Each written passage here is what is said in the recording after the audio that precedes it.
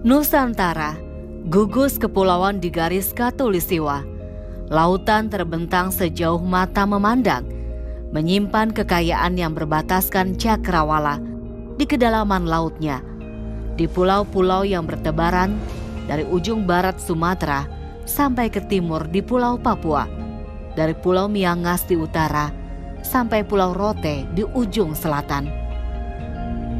Pulau-pulau di Zamrud Khatulistiwa yang kini bernama Indonesia, pada masa lalu menjadi ruang hidup bagi para petualang bahari.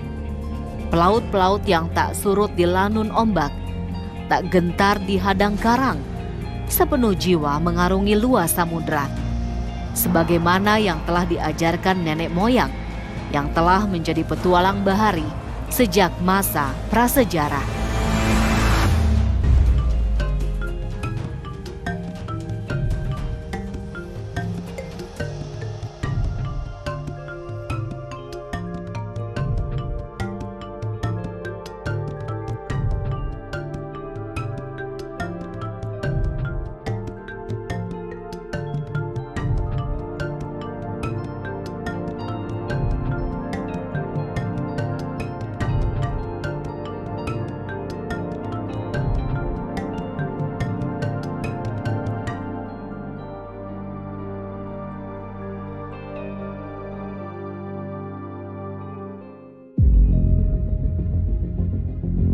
Nusantara adalah kawasan kepulauan terbesar di dunia. Wilayah yang terbentang di sepanjang garis khatulistiwa ini terdiri dari gugusan pulau-pulau dengan selat dan laut sebagai penghubung dan pelindung di sekelilingnya. Kawasan Nusantara semenjak awal peradaban di masa prasejarah jadi ruang hidup kelompok manusia yang lekat dengan budaya bahari. Mereka datang dan bermigrasi dengan teknik pelayaran sederhana, mencari dan menghuni pulau demi pulau, sampai kemudian tumbuh dan berkembang menjadi masyarakat maritim yang tangguh dan maju. Kemajuan peradaban maritim Nusantara didukung oleh beraneka potensi wilayah ini, mulai dari letaknya yang strategis di jalur pelayaran antar benua, iklim dan cuaca, rupa-rupa hasil bumi, sampai keanekaragaman hayati yang hanya ada di Nusantara. Semua keunggulan itu menghidupkan jalur-jalur pelayaran antar bangsa. Jadi secara umum Indonesia ini terdiri atas laut ya, atau perairan. Jadi hampir 3 juta kilometer persegi wilayah Indonesia ini terdiri atas laut atau lautan ya. Kemudian hanya 2 juta kilometer persegi itu daratan ya. Jadi ini sudah sepantasnya kita ini disebut sebagai negara maritim ya, atau negara kelautan. Ini sesuai dengan makna kata dari arsipelago ya, yang kadang kita sandang sebagai negara arsipelago, yang artinya laut utama ya. Karena ars itu utama, pelagos itu laut ya. Jadi bukan pulau tapi laut ya. Jadi ada yang mengatakan bahwa kita ini adalah negara kelautan yang ditaburi oleh pulau-pulau ya, pulau-pulau di dalamnya.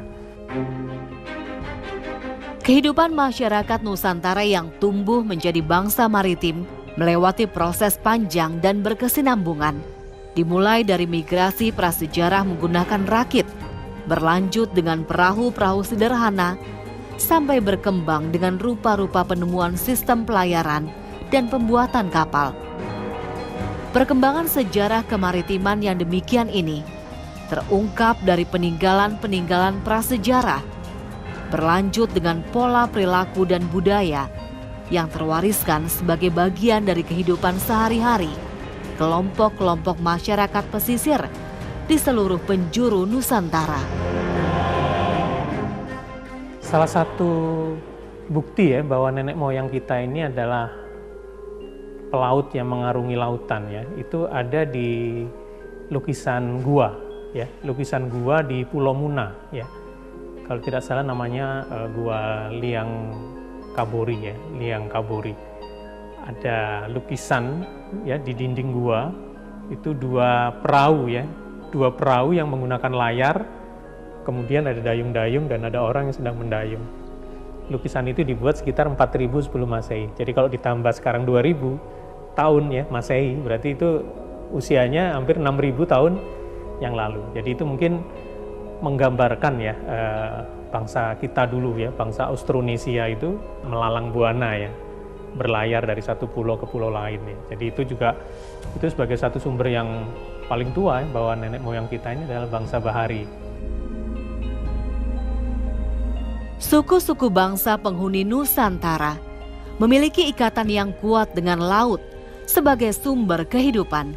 Dalam perkembangannya, laut juga menjadi ruang hidup utama dengan tumbuhnya perdagangan hasil bumi ke segala penjuru dunia. Sejarah mencatat, perairan Nusantara semenjak awal Masehi memiliki posisi penting dalam perdagangan Asia, yang pada masa itu menguasai perekonomian dunia. Nama Dwi Pantara yang merujuk pada Pulau Jawa dan Suwarna Dwipa untuk Pulau Sumatera telah tertulis dalam catatan-catatan India sekitar tahun 200 sebelum Masehi. Pada awal tarikh Masehi dihitung, abad 1, abad 2 itu, Nusantara sudah dilalui oleh para pelayar. Dari mana mereka? Terutama dari India ke wilayah Indonesia bagian barat. Kemudian yang dari Cina juga datang ke wilayah Indonesia bagian barat dan juga ada yang lanjut ke India. Jalurnya pada awalnya sangat mungkin lewat jalur pantai barat Sumatera. Nah, setelah abad 2, abad 3 ada bukti bahwa mereka menemukan jalur Selat Malaka, sehingga perjalanan lebih singkat sampai ke Nusantara, dan ada juga kapal-kapal itu yang melanjutkan perjalanannya ke utara sampai ke Cina. Jadi sungguh ramai waktu itu. Walaupun di Nusantara ya, di kepulauan Indonesia belum berdiri kerajaan. Tapi pemukim-pemukim, desa-desa di sepanjang pantai, di Semenanjung Melayu, di Sumatera, sampai ke Jawa itu sudah ada desa-desa itu.